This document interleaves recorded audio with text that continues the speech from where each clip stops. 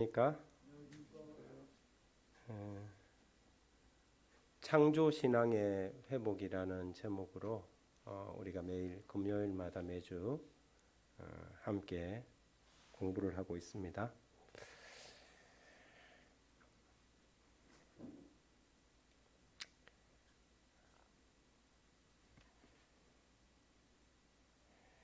오늘은 그 두 번째 시간으로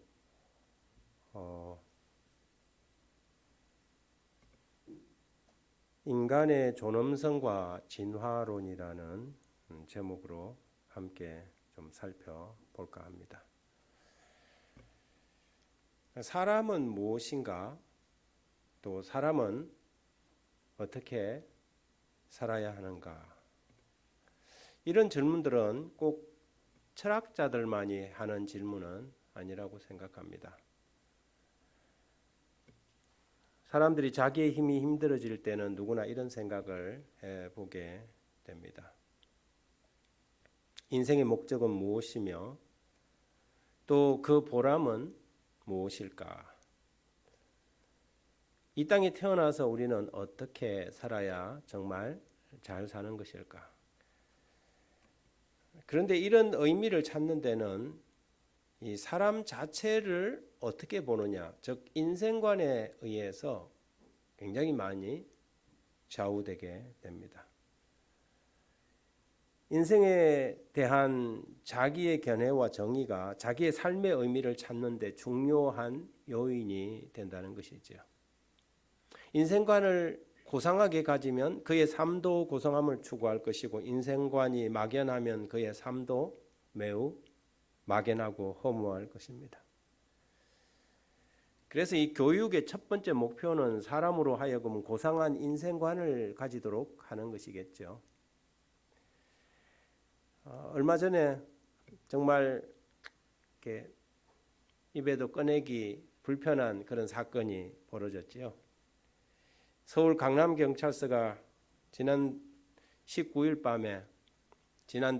밤에 강남 길거리에서 60대 남성이 지인을 술이 취한 상태로 성폭행한다는 신고를 받고 가서 이 사람을 붙잡았습니다.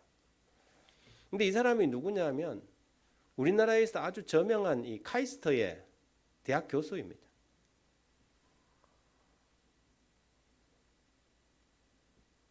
한 길거리에서 뭐 카이스트 교수면 뭐 박사일 거 아닙니까? 인간의 가장 많은 이 지식과 학문을 연마한 이 사람이 뭐가 모자라서 도대체 길거리에서 이런 일을 저질렀을까? 그것은 아무리 많이 배우고 지식이 아무리 많다고 하더라도 그의 삶의 세계관과 변질된 인생관을 가지고 있다면 이런 일은 누구에게나 일어날 수 있다는 것입니다. 저는 이런 비인간적 범죄들의 저변에는 진화론이 한 몫을 했다고 저는 그렇게 이해하고 있습니다. 사람이 그냥 우연히 태어난 벌레와 짐승의 후손이라면 만물의 영장으로서의 숭고한 정신이 어디에서 나오겠습니까? 또한 그런 가치가 왜 필요하겠습니까? 생육 본능과 약육강식의 짐승 같은 욕구만이 당연한 것으로 이해되겠죠. 인간이 목적 없이 생겨난 벌레와 짐승의 연장선상에 있다면 정신적 가치와 윤리적 교양 같은 것은 별 의미 없는 설교가 될 것입니다. 사람은 과연 이런 존재일까요?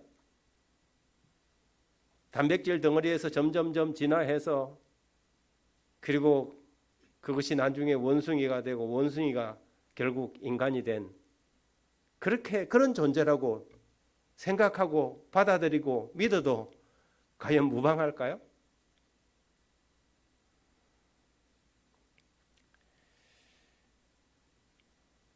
이러한 인생관, 이러한 이 진화론적인 주장들은 사람의 고상한 의지를 허물어 버리고 또한 인간이 가지고 있는 가장 중요한 어떤 존엄성의 가치를 망가뜨리는 아주 근본적인 요인이 된다고 생각합니다. 심지어 종교를 가진다 할지라도 가치관의 변화가 일어나지 않으면, 세계관에 대한 진정한 변화가 일어나지 않으면 쾌락과 권력만 쫓는 세속주의 신앙에 머무를 수도 있는 것입니다. 이 진화론 세계관을 가지게 되면 사람은 무신론적인 유물론자가 될 수밖에 없습니다. 유물론 사상을 갖게 되면 사람은 하나의 물건의 가치밖에 남지 않는 것이지요. 어떤 사람이 이야기한 것처럼 사람의 몸으로 만들 수 있는 게 뭐 비누 몇 장 뭐 이렇게 나온다 그러잖아요. 인체에 있는 걸 뭐 지방 다 빼고 뭐 진짜 유물론 사관으로 접근해 보면 사람의 가치라는 게 정말 아무것도 없는 것입니다. 거기에는 권력 투쟁의 약육강식만이 활개치게 되는 것이지요. 양심과 생명 존중의 인간의 존엄성이 자랄 만한 곳이 없어집니다. 그래서 무신론을 바탕으로 하는 물질적 자본주의나 공산주의가 인명을 경시하는 태도를 가지는 것은 다 이러한 이 학문의 배경 속에서 이루어지는 것입니다. 그런 사상들에게는 정직이나 양심이나 희생이나 사랑 같은 숭고한 인간성을 잃어버리게 만드는 것이죠.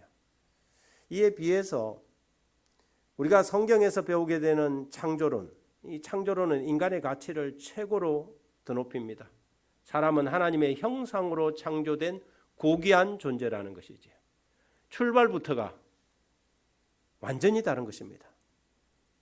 우리가 짐승의 형상이 아니라 하나님의 형상으로 지음을 받은 특별한 존재라는 사실을 가지고 시작합니다. 그래서 절대 선이신 창조주의 자녀로서 의무를 가지게 됩니다. 그리고 같은 피조물인 만상과의 유대관계를 존중하게 되는 사상이 거기에서 나오게 되죠. 우리가 성경을 창세기를 바로 이해하고 바로 신뢰할 것 같으면 우리 모든 인간들은 생명의 가치를 존엄하게 생각하고 이 온 지구의 이 환경을 바르게 유지하고 관리하고자 하는 청지기 정신이 발동하게 되어 있습니다. 우리를 지으시고 기르시는 절대자 앞에서 고급 윤리가 생겨나게 되고 서로의 생명을 귀히 여기는 인간성이 회복되는 것이죠. 이런 것이 인간이 추구하는 최고의 가치요 이상사회를 만들어가는 첫 번째 조건인 것입니다. 그래서 창조주요 구속주이신 예수님을 믿는다는 것은 한 종파의 신조를 고수하는 그 이상의 인간 회복 운동이며 사회 정화 운동이라고도 할 수 있는 것입니다. 인간의 본질적 가치를 바로잡는 사상 운동이며 절대적인 선을 추구하는 도덕 재무장 뭐 이런 것이라 할까요? 그리스도인 신앙이 교인들끼리의 그냥 단순히 자기들끼리의 축복 노름에서 그치는 것이 아니라 인간성을 근본적으로 정화시키는 사회와 생명 운동으로 발전해 가는 것입니다. 그러므로 우리가 신앙을 가지고 창조주를 신뢰한다는 것은 그냥 같은 신앙을 믿는 사람들끼리 와서 예배 좀 같이 드리는 정도가 아니라 우리가 이 세상에서 살아가면서 그런 사상, 그런 철학, 그런 신앙을 가지고 살아가는 사람들은 이 세상에서 어떤 존재, 어떤 가치를 부여하고 살아가야 될지에 대한 자기 확신이 명확한 사람들입니다.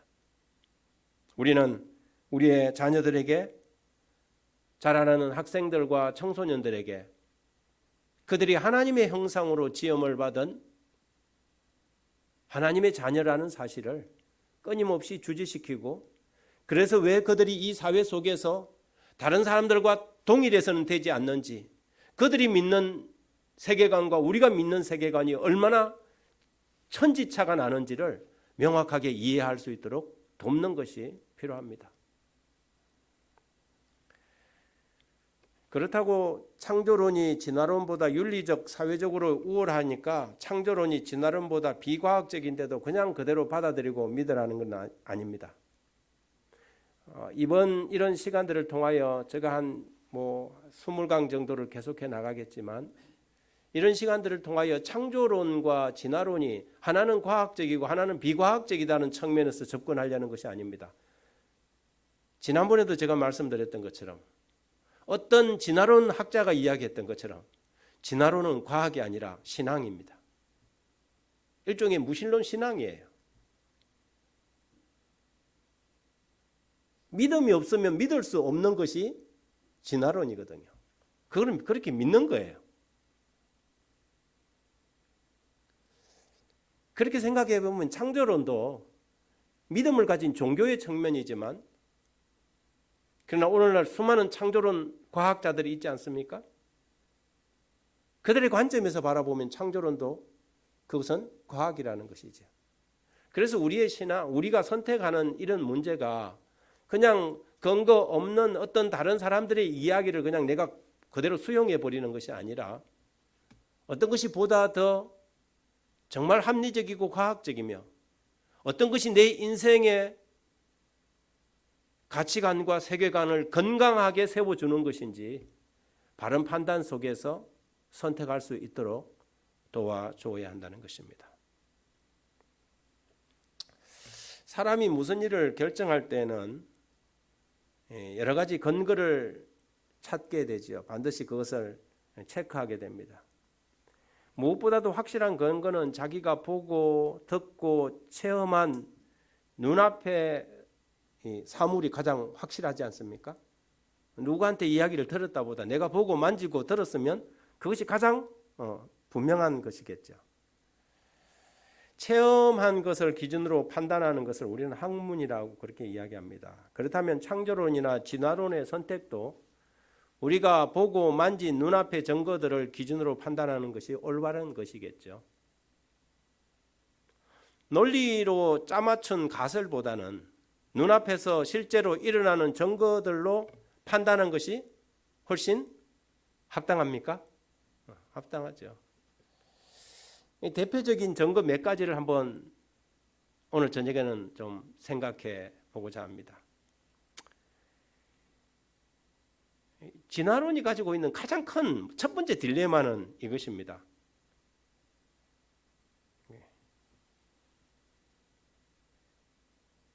원숭이가 사람이 되었다면 그것이 뭐 수억, 수십억 년이 지났든 어떻든 간에 그래서 사람이 되었다면 지금도 원숭이가 사람이 되어가고 있는 뭔가가 있어야 이것은 상식적인 거죠.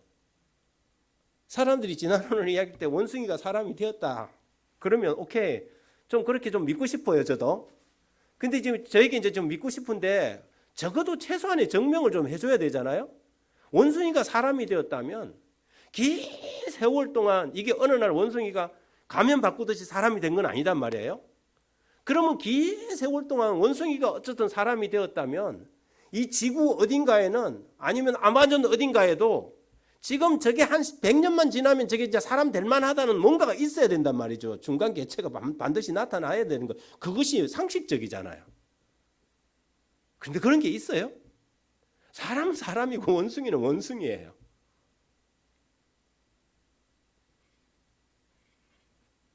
이게 진화론 학자들이 가지고 있는 가장 큰 딜레마예요.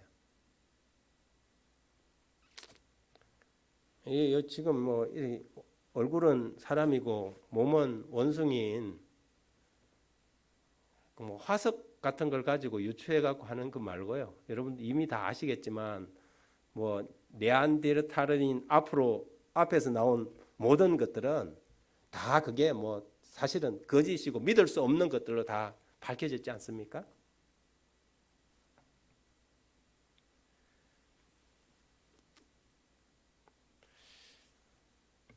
흔히 말하는 그럴듯한 개통수를 그려서 계속 가르치는데 수억의 생물 중에 단 하나라도 그 중에 종이 바뀌어 진화된 사례가 있는가 하는 것입니다. 하나도 없습니다. 그리고 진화론 학자들도 그것을 찾아 증거를 제시하지 못했고요. 그럼에도 불구하고 진화론은 과학으로, 창조론은 마치 신화인 것처럼 그렇게 대두되어 있는 것은 교육의 아주 가장 큰 문제인 것이죠. 지난주에 제가 말씀드렸던 것처럼 대부분의 중학교, 고등학교 학생들이 그 확실하지 않는 교육을 바탕으로 해서 신앙을, 하나님에 대한 믿음을 버리게 된다는 것은 너무 안타까운 일이 아닐 수 없습니다. 그래서 사실 우리나라도 공교육에서 진화론을 가르치려면 그만큼 창조과학 문제도 다룰 수 있도록 반드시 해야 하는 것입니다. 여기 영국 자연사 박물관장인 이 C. 패터슨이라는 이 진화론 학자가 이렇게 글을 남겼어요. 나는 20년 이상 진화론을 연구하였으나 무엇 하나 제대로 증거할 수 없다는 사실을 알고 놀라게 되었습니다. 20년의 세월을 허송한 셈이지요. 그래서 수주일간 여러 학자들에게 묻고 다녔습니다. 당신이 진화론에 대하여 무엇을 알고 있으며 하나라도 진화의 증거를 알려달라고. 그러나 그들은 한결같이 침묵뿐이었습니다. 이곳에 계신 여러분도 과거의 진화론에 대해서 조금이라도 공감하셨다면 그것은 지식이 아닌 신앙이었다고 생각합니다. 물론 저도 예외는 아닙니다. 진화론은 과학적 사실이 아닐 뿐더러 오히려 그와 정반대인 것 같습니다. 진화론 학자의 입에서 나온 고백입니다.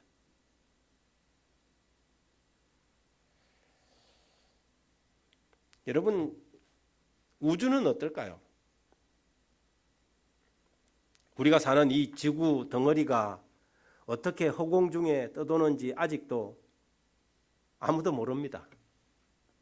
인간들이 과학이 굉장히 발달해 있다 하지만 이 우주에 떠 있는 이 수많은 이 천체의 이 별들이 어떻게 그렇게 튕겨 나가지 않고 어떻게 그렇게 정확한 이 궤도를 돌고 있는지에 대한 명확한 답이 있습니까? 없습니다, 여러분. 한때는 뭐 몇십 년 전에는 뭐 중력에 의해서 이것이 그렇게 된다고 이렇게 어설픈 이 가설을 내놨지만 오늘날 그러한 이 설을 그대로 받아들이는 과학자들은 없습니다. 그러면서 최근에는 빅뱅의 팽창되는 힘이 그 궤도를 유지시킨다고 하지만 그것은 도리어 그 반대의 결과를 가져올 수 있다는 사실을 사람들은 알고 있습니다. 행성과 위성들이 궤도가 또 그것을 부인하고 있지 않습니까? 지구는 지구에 있는 붙은 위성은 위성대로 거기서 돌고 또 태양 항성인 이 항성 주변을 또 이 우리 수성, 금성 뭐 이렇게 행성들이 돌지 않습니까? 이런 것들이 어떻게 마치 시계 태엽처럼 어떻게 이 허공 속에서 이렇게 움직이고 있느냐 하는 것이죠. 이런 것을 사람들이 과학이 발달됐다고 하면서 이 인공위성이 뭐 수없이 뭐 날아다니는 이 시대에도요. 그 이유를 설명할 수 있는 사람이 아무도 없습니다.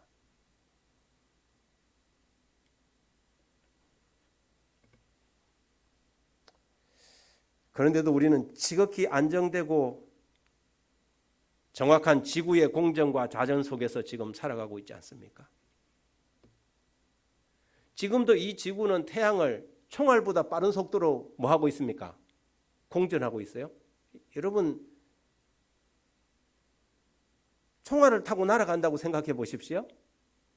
그런데 우리가 아무도 지금 어지러워서 구토를 하는 사람이 아무도 없어요. 근데 지금 우리가 타고 있는 이 지구라는 이 열차가 총알보다 더 빠른 속도로 시속으로 지금 지구를 한 바퀴 뭐 하고 있습니까? 팍 돌아가고 있거든요. 어마어마한 속도로. 그런데 아무도 지금 바깥으로 튕겨져 나가는 사람이 아무도 없어요. 여러분, 이러한 이 우주, 이 수많은 별들이 이렇게 충돌 없이 이렇게 돌아가고 있는 것이 어느 날 갑자기 우연히 저절로 되어졌다? 그것을 저보고 믿으라면 그것은 엄청난 믿음인 것입니다. 믿음을 강요하는 것이죠.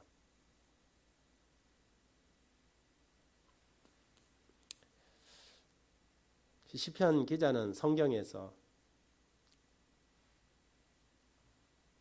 하늘이 하나님의 영광을 선포하고 공창이 그의 손으로 하신 일을 나타내는도다. 저는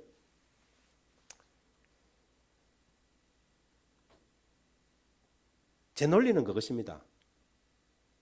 아까 말하던 중간개체의 부재부터 시작해서 이 우주의 이 존재들까지도 그것을 아까 그냥 우연의 이 발생으로 아니면 수천억 년의 어떤 과정 속에서 저절로 생긴 어떤 것으로 받아들이라고 하는 것은 지금 제가 가지고 있는 아주 단순한 논리보다 훨씬 믿을 수 없는 이야기라는 것이죠. 그래서 제가 자꾸 이거는 종교라고 이야기하는 것입니다. 근데 그 종교는 제가 믿는 이 믿음보다 더 큰 믿음이 필요한 종교예요. 저는 이 주변에 있는 존재하는 것들이 모든 것이 누군가의 목적에 의해서 만들어진 거라는 것을 눈으로 확인합니다. 제가 손으로 드는 이 모든 것들이 그렇습니까? 누군가가 그것을 사용하기 위한 목적으로 다 만든 거예요? 다만 이 우주와 이 모든 인간의 이 과정에서도 제가 제 눈으로 확인하지 못했지만 적어도 뭘 가지고 있냐면 내 주변에 있는 모든 것들이 누군가가 목적을 위해서 만들었기 때문에 내가 지금 이해할 수 없는 부분들까지도 누군가가 내 수준을 훨씬 초월한 어떤 절대자가 뭐 했다는 거예요? 만드셨구나. 저는 단순해요. 그것을 믿는 게 저는 하나도 어렵지 않아요. 그런데 그렇게 믿는 저에게 저는 그게 굉장히 합리적이고 과학적이라고 생각을 하는데 누군가 와갖고 그렇지 믿지 말고 오늘부터 이 지구의 별들이 빼곡한 별들이 어느 날 갑자기 폭발이 일어나서 이렇게 생겼어. 그렇게 믿어. 그리고 사람은 누군가가 만든 게 아니고 이 단백질 덩어리가 점점 해갖고 원숭이가 나중에 사람이 된 거야. 그렇게 믿으라 그러면 저는 도무지 이거는 나한테 그런 신앙을 강요하지 말라고. 저는 그건 신앙이에요. 그런데 오늘날 이런저런 가설들을 엮어서 우리의 젊은이들과 청소년들에게 이것이 과학이라고 가르치는 시대에 우리가 살아가고 있습니다. 이러한 눈앞의 현실들을 우리는 어떻게 판단하고 수용할 것인가 고민해 봐야 합니다.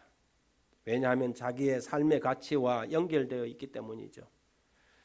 그래서 우리는 이 금요일 저녁을 통하여 이러한 중요한 문제들을 구체적으로 좀 살펴볼 계획입니다. 피상적으로 알고 넘어갈 문제가 아닌 것이지요.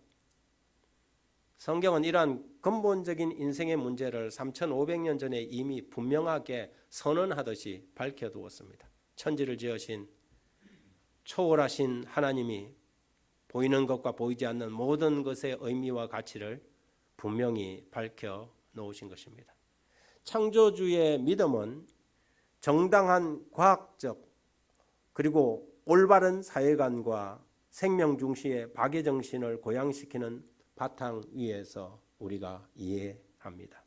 이러한 창조주의 고상한 지식과 성령의 거룩한 인식이 없다면 결국 사람들은 한낱 짐승의 수준으로 전락해 버릴 것입니다. 지난 19일 강남 대로에서 술을 먹고 자기가 잘 아는 지인을 성폭행하려고 시도했던 한 지식인처럼 말입니다. 그래서 성경은 이렇게 로마서에서 기록합니다. 또한 저희가 마음에 하나님 두기를 싫어하며 하나님께서 저희를 그 상실한 마음대로 내어버려 두사 합당치 못한 일을 하게 하셨으니 곧 모든 불의, 추악, 탐욕, 악의가 가득한 자요, 시기, 살인, 분쟁, 사기, 악독이 가득한 자요, 수군수군하는 자요, 비방하는 자요, 하나님의 미워하시는 자요, 능욕하는 자요, 교만한 자요, 자랑하는 자요, 악을 도모하는 자요, 부모를 거역하는 자요, 우매한 자요, 배약하는 자요, 무정한 자요, 무자비한 자라. 그 마음에 하나님이 없다고 생각하는 사람들의 삶의 방식은 결국은 그들의 삶의 고상한 목적이나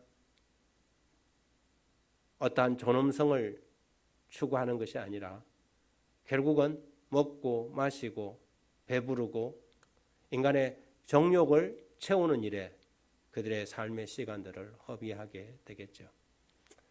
금요일마다 배우게 되는 우리 창조론 신앙의 회복이라는 시간들을 통해서 우리가 한 걸음 한 걸음 하나님을 더 깊이 그리고 또 성경 말씀을 더 분명하게 이해해가는 기회의 시간이 되길 바라며 오늘은 여기까지 하겠습니다.